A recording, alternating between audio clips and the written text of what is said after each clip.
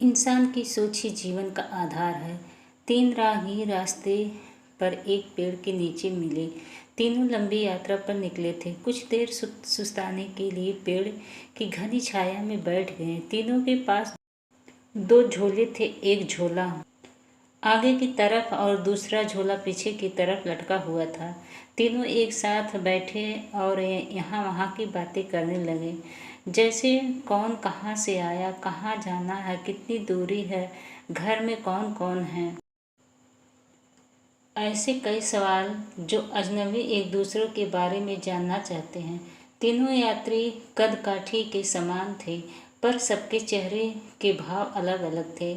एक बहुत थका निराश लग रहा था, जैसे सफ़र ने उसे बोझिल बना दिया हो।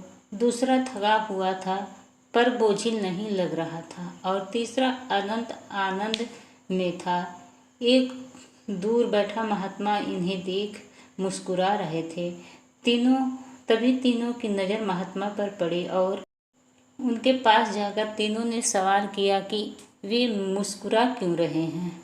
इस सवाल के जवाब में महात्मा ने तीनों से सवाल किया कि तुम्हारे पास 2-2 झोले हैं, इनमें से एक एक ने कहा मेरे आगे वाले झोले में और मैं बुराई रखूंगा ताकि जीवन भर उनसे दूर रहूं और पीछे अच्छाई रखूंगा। दूसरे ने कहा मैं आगे अच्छाई रखूंगा ताकि उन जैसा बनूं और पीछे बुराई ताकि उनसे अच्छा बनूं।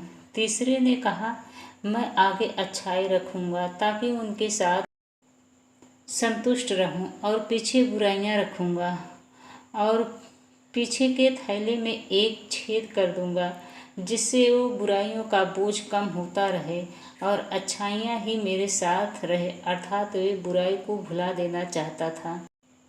ये सुनकर महात्मा ने कहा पहला जो सफ़र से थक कर निराश दिख रहा है, जिसने कहा कि वो बुराई सामने रखेगा, वो इस यात्रा की भांति जीवन में थक गया है, क्योंकि उसकी सोच नकारात्मक है।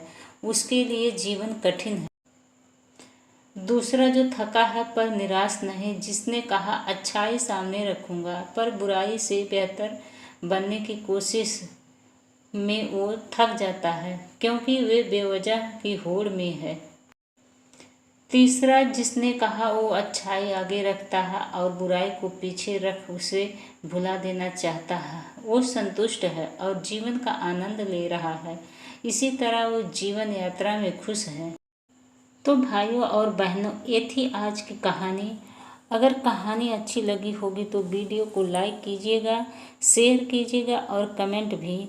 और हाँ, सबसे अच्छी ज़रूरी बात यह है कि आपने अभी तक मेरे चैनल को सब्सक्राइब नहीं किया है तो प्लीज़ सब्सक्राइब करें।